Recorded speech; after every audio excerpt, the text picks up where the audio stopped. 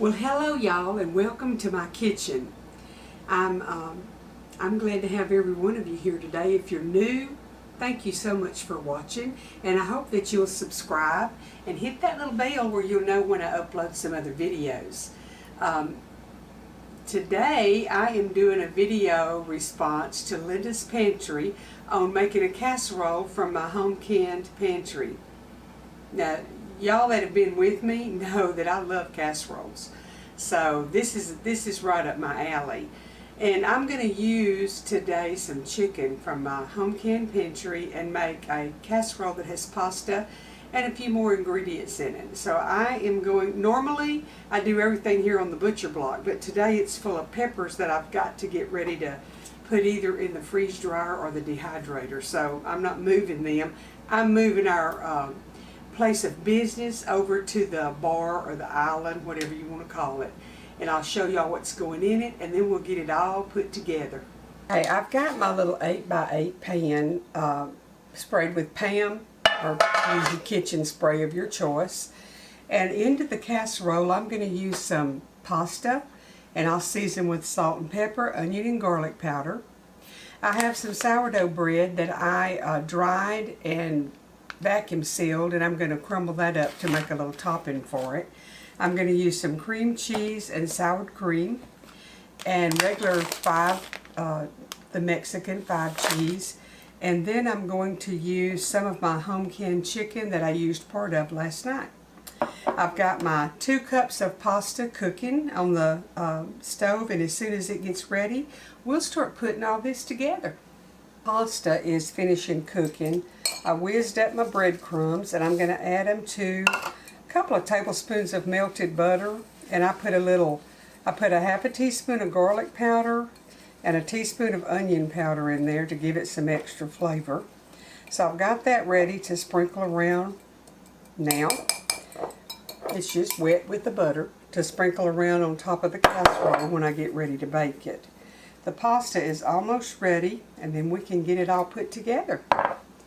This is quick and easy, makes it a lot easier than having to boil chicken and debone it. And if I had done that, I would have cooked my pasta in the broth from the chicken, but it just got cooked in water this time. I've got my cream cheese in here while it's hot, so I had it softened, but I wanted it to melt really well. And I've also added, that I didn't tell y'all because I didn't have it sitting out, if I'm going to make something chicken flavored, I like to add a little bit of bouillon. So I've got 1/4 of a teaspoon of better than bouillon that I'm stirring into my pasta mix here. That'll just bump the flavors up a little bit. Now I'm going to add 3/4 of a cup of chopped onion, and I chopped it pretty fine. Toss that a little bit.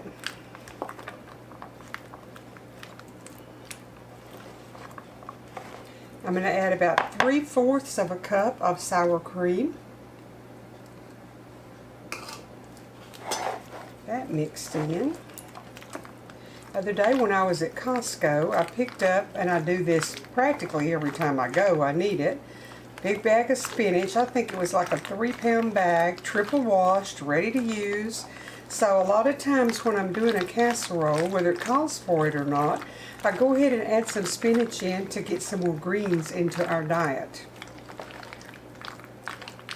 So today I am going to add some spinach to this.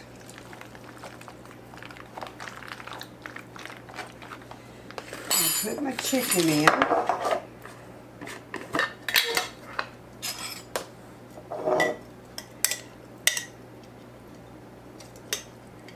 And this was canned, I'll try to put the link down below. I did dark and white meat in this, and that's how I really like to do it. And I pre-cooked it a little bit in the oven. It's a little firmer when you go to use it. That's almost a pint of chicken. And I'm just going to break it up a little bit with my hands, because I kind of would rather have it more shredded in this than to have big chunks. And I'm going to put this in a 350-degree oven until the cheese melts and it's bubbly. which is probably going to be about 30 minutes because I do want my onions to get soft also. So let me stir this in. If you have your meat canned, whether it's beef or fish or chicken, you can make a good, easy, quick casserole. Now, of course, this is about home canned stuff, but in my video, The Anatomy of a Casserole, and I'll link it below, you can see that if you have a base of something to work with, you can make a wonderful meal. So now I'm going to add a little bit of black pepper, and I'm just going to sprinkle it on, but I like more than most people, so y'all may not want to sprinkle it quite as much as I did. And I want a little bit of salt. I don't want it too salty. I'm going to go ahead and add me a little bit more garlic and onion powder. I've got it in the recipe how much to put in there, so y'all will have a card at some point in the video. It's all mixed.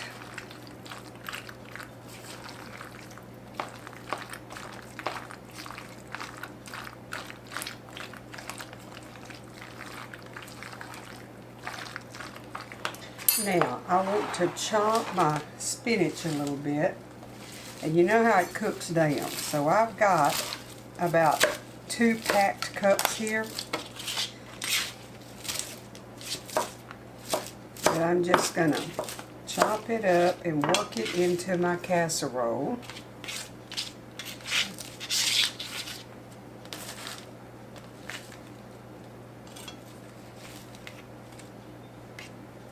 Some of it don't look too pretty, and I haven't picked through it, so the stems that are handy to take off, I will, but they'll get soft in the cook.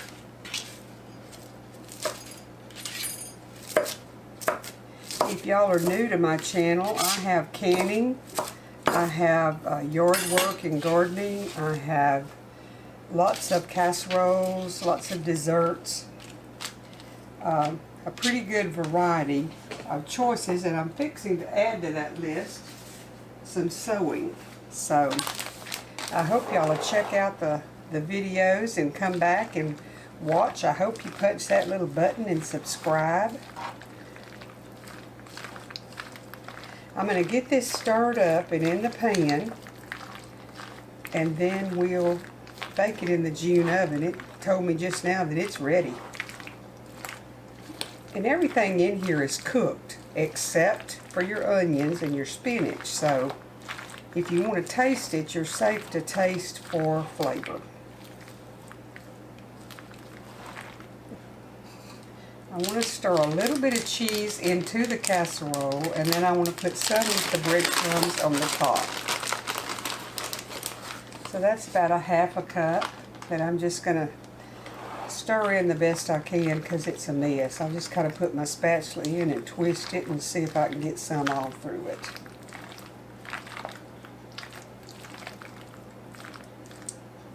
I almost opened a can of my asparagus, but my husband's not real fond of asparagus, so I decided I wouldn't waste it in here because it would be a waste. He wouldn't want any. And I couldn't eat all of this. Now you could have added double this, and you can put it in a 9 by 13. Now I took my breadcrumbs and I melted about 2 tablespoons of butter in with them. And I got them ready to sprinkle on the top. But what I'm going to do and I seasoned them with a little bit of Italian seasoning, some parsley. Then I put onion and garlic. I'm going to put some more cheese in this.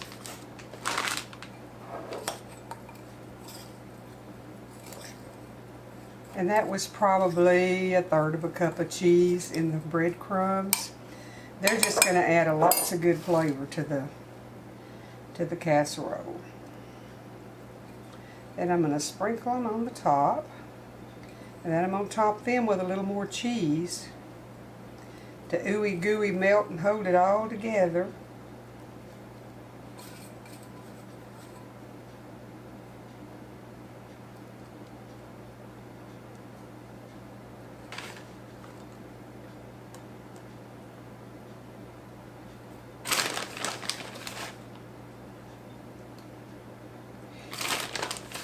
Y'all, I appreciate you watching so much and coming back and watching again. It means a lot to me. I like company in the kitchen. And I like the comments that y'all leave. It just tickles me pink to go in and have a lot of comments to answer. Okay, I've got our casserole ready to go in the oven. I'm going to cook it for about 30 minutes till the cheese is all melted and bubbly. Then I'll bring y'all back and show you what it looks like.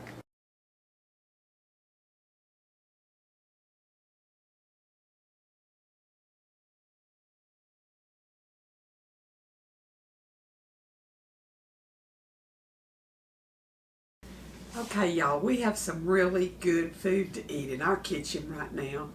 That casserole turned out delicious. I don't think I'd do anything different. Now, I know Troy will add some salt to his plate, but it's perfect as far as I'm concerned. So if you'll can you up some meat, you'll have a way to make a really good casserole. Now, I have some freeze-dried cheese that I freeze-dried on my own freeze dryer. I could have used that on the top and had a little bit more of my own home canned stuff. But chicken is something that's relatively inexpensive and very easy to can. So let me admonish you, if you haven't started canning, now's a good time to start. It's a little bit hard to find canning stuff, canning jars, etc. But it's such a peace of mind to have some canned goods in your pantry that you know what's in them, how they were canned, and besides that, you have them available for you. There's a lot of canning videos on YouTube, so there's really no excuse for not jumping in and getting busy, because you can look at a lot of different folks, how they do it, and decide which method you like the best. But always be sure that you go according to a proven method like the Ball Canning Book. Don't be a rebel canner and do it your way, because it could cost you your life and your family's life. Hope y'all enjoyed the video. Hope you come back and watch some more. Subscribe if you haven't. Please hit the bell to be notified. Give me a thumbs up if you like it. And I'll be back in a day or two. I normally do videos Tuesday, Thursday, and Saturday. But if I have some extra time, I chunk a few extra ones in. So I'd love to have you watching and sharing with your friends, helping my channel to grow. Now the good Lord bless and keep y'all. Stay safe, be wise and smart in how you take care of yourself during all this crazy time we're living in, so you can come back and watch again.